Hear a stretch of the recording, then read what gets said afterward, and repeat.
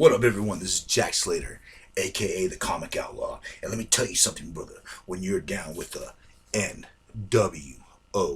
you're down with the N.W.O for life. Yes, yes. It's been a while since I've done a wrestling review DVD set, so I decided to give a little open discussion about one of the teams that made WCW back in the day. They kind of kick-started the Attitude Era. They gave it a little boost. You know what I mean? Knocked a little something loose. The N.W.O. Yes, sir. Now, this team, in case you've been living under a rock or have no idea about any kind of WWE history, WCW history, wrestling at one point was a territory thing. Vince's father only owned a piece of the vast territory of America. Yeah, think about it as in the old West times. Things were separated in territories. And certain territories would run certain wrestlers, certain promotions. They would trade with each other. Sometimes they would have a mutual championship belt, such as the N.W.A title, which Ric Flair held and went from different territories defending against the number one guy. It was more of a committee, but Vince McMahon came, wiped all that away. Basically swept up, bought out, or just basically took down all the competition except for WCW. That was bought out by Ted Turner. And he ended up hiring a man named Eric Bischoff.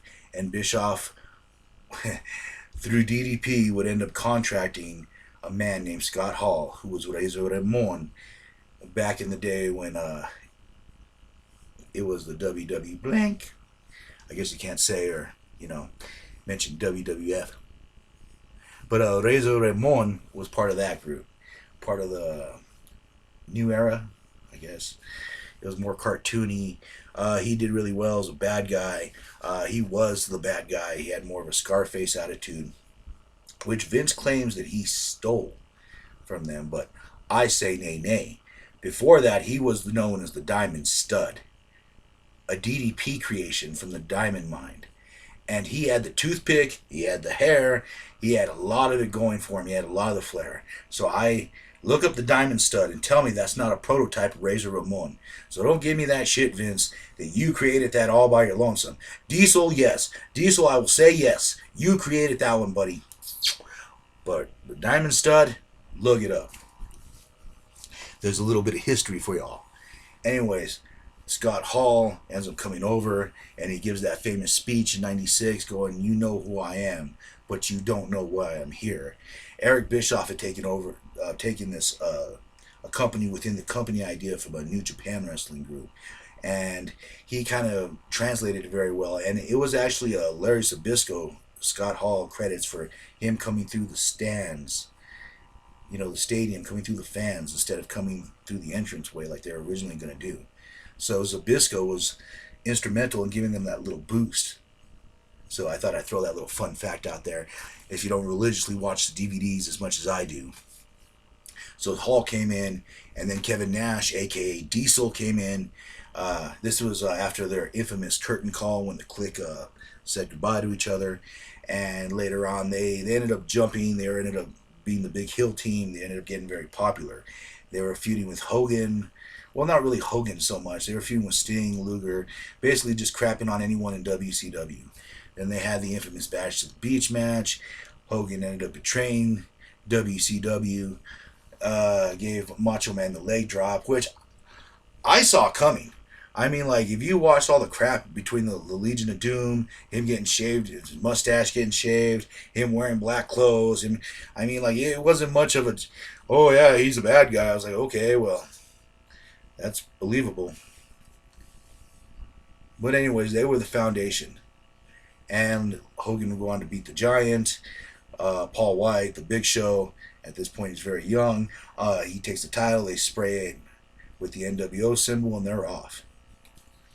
This ended up kicking the hell out of WWE in the ratings for a long, long time. I think like 86 weeks. And, of course, the membership grew. It was, of course, Hogan, Nash, Hall, Big Show, Ted DiBiase. They were like the foundation. Later on, they recruit members like Vincent, basically anybody that was in WWE. They offered a contract to IRS, Earl Shyster, Kurt Hennig, Ravishing Rick Rude. They recruited Buff Bagwell, Scott Norton. Basically, anybody who was anybody actually ended up wearing this symbol. And of course, everyone knows about the big guys, but I like to talk about a few NWO people that I feel don't get enough credit. First, Scott Norton and Buff Bagwell. I like their tag team, Vicious and Delicious. They made a real good team. They gelled together. I thought that they should have had more opportunity. I was a big Scott Norton fan. That man could beat the hell out of you 6 ways from Sunday. So there. And Buff Bagwell, he was the face. You know, he had charisma. I thought they made a great tag team. So I'm throwing that out there since this is my show, my soapbox, and I'm standing on it, damn it. Stevie Ray, another one that I deserved. Should have got a television shot, a United States title shot. I thought he could have held it down. I liked the slapjack idea. I thought it was cool, you know. And I always was a Stevie Ray fan. I liked Harlem Heat. Booker Ray, is cool. I'm not denying Booker his props, but I always liked Stevie Ray. As an older brother, I can always appreciate Stevie Ray. Just throwing that out there. And of course, let's see who else. Masahiro Chono was just all talent. It led to other groups being formed like the L.W.O, the Latino World Order, which was great. I loved. Eddie Guerrero was a part of that. Mwah. Man, Eddie, R.I.P., buddy. R.I.P. But eventually they ended up kicking DiBiase out. They brought in Bischoff. Bischoff was a bad guy. Dusty Rhodes even became a bad guy. This team got so bloated it was ridiculous. I mean, it just got compacted with just all kinds of different members. Brian Adams, I think that was his name, or something Adams. I mean, it just literally, it just became a point where they split into two groups: the Wolfpack and the N.W.O. White. Oh, I gotta give props to Scott Steiner too. Big Papa Pump, holla if you hear me. Original character made in WCW. Yes, sir.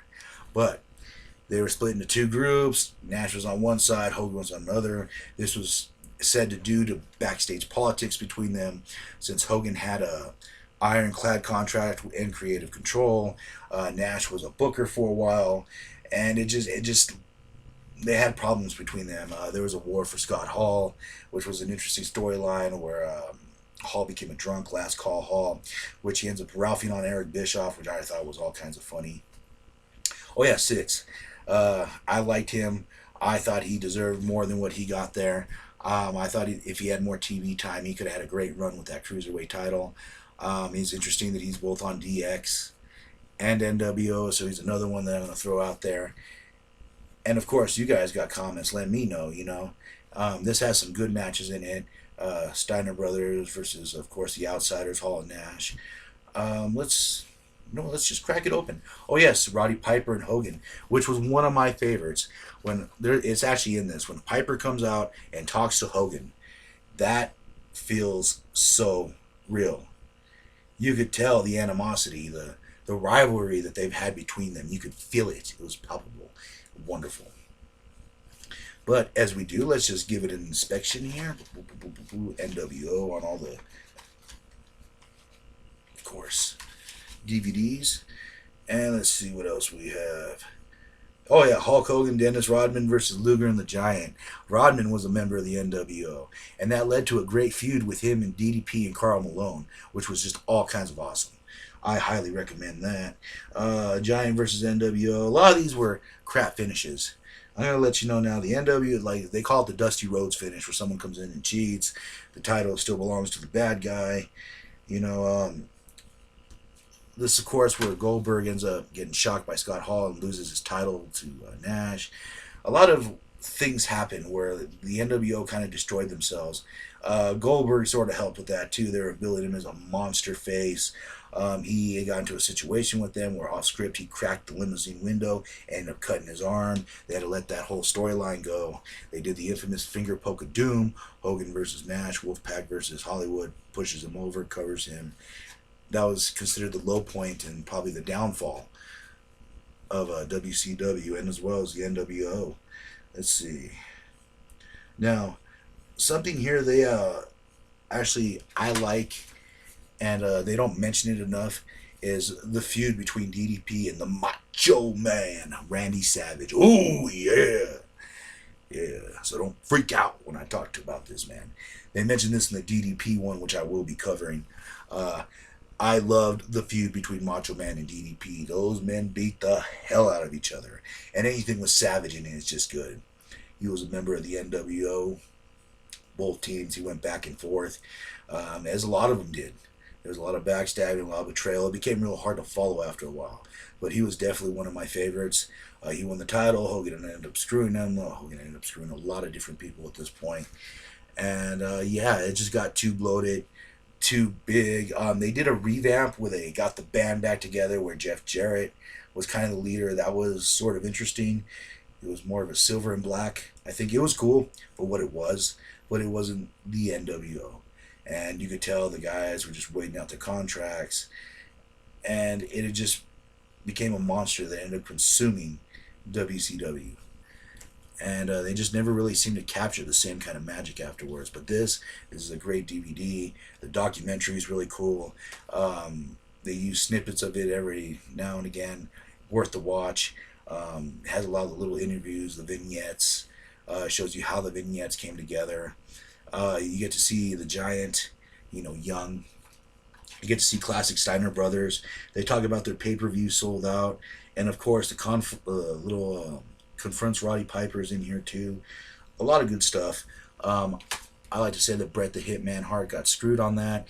He was sort of a member of the N.W.O, but not really. They should have just made him either wear the colors, or back in the day, and this was my thought, they missed the opportunity to put him in the Horsemen. And just say, Hogan, I'm tired of getting screwed. You screwed me. I'm going to screw you. And they should have just had him lead WCW, become a member of WCW. That was such a missed opportunity with Bret the Hitman Hart. And I always thought that they should have just made him a good guy and not try to put him in the bloated N.W.O, which he never really wore a shirt for. He was sort of a member, but not. It was very confusing with Hart, and I thought it was just a wasted opportunity.